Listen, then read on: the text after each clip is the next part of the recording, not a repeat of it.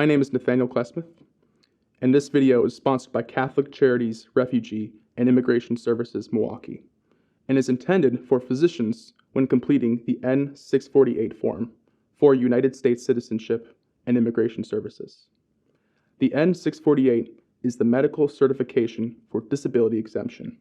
This form is for people who are applying for naturalization and require an exemption to the English and civics testing requirements. Only medical doctors, doctors of osteopathy, or clinical psychologists licensed to practice in the U.S. are authorized to certify the form. While a nurse may help fill out the form, it should be reviewed and certified by authorized personnel. USCIS uses this form as proof the petitioner has a relevant diagnosis. A complete medical history is not required. The important thing to explain is why the petitioner's diagnosis is the reason they are unable to learn English and civics or retain new information. A full explanation of the nexus between the diagnosis and the exemption is important and is currently number 13 on the form. Reasons such as old age or a lack of education are not sufficient to exempt someone from taking the civics test or learning English. Common examples of relevant diagnoses include dementia, memory-related problems, post-traumatic stress disorder, or learning disabilities. Question number 1 asks for a list of the relevant diagnosis and the relevant medical code. Question number 2 asks for a basic explanation of each of the listed disabilities. Question number 3 asks for the date of which each disability began. This does not need to be when first diagnosed or seen by the certifying physician, but when the disability or symptoms first appeared. Question 4 asks for the dates of diagnosis by the medical professional. Question 5 asks for the cause of each disability. While this might often be uncertain or unknown, a basic explanation of what causes the impairment is fine. Question 6 asks for the methods used to diagnose the petitioner. USCIS prefers to see a list of technical procedures, but an explanation of how every test or method works or is carried out is not necessary. Question 7 asks for the severity of each disability.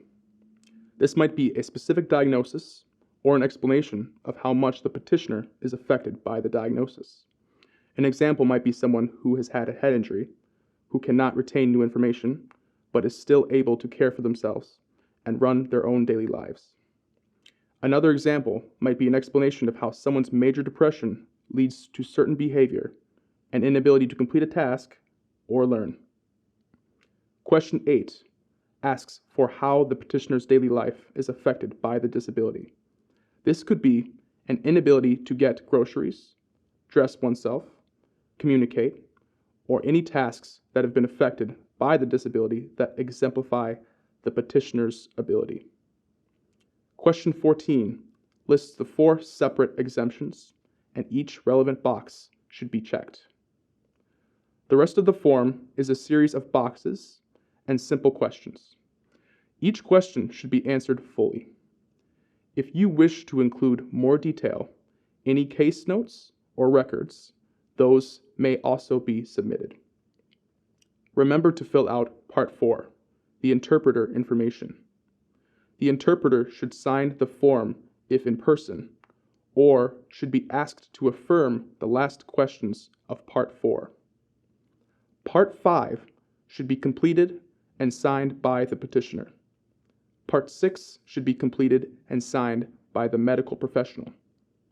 A photographic identification should be used to verify petitioner's identity. If you have any questions about filling out this form, there's a guide on the USCIS website. You can also contact the petitioner's attorney.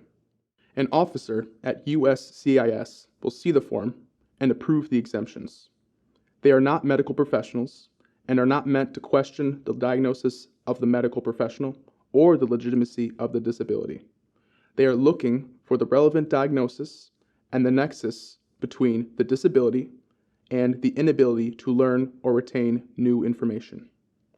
They will question anything that might look fraudulent. If USCIS requires more information, a letter will be sent to the petitioner and attorney of record after the interview. It is important to stay in contact with the attorney of record as more information may be required. These letters come with deadlines that are often 30 days. If they are not responded to, the entire application for naturalization may be denied. If the N-648 is not approved, the petitioner will be asked if they want to complete their naturalization interview in English and take the civics and English tests.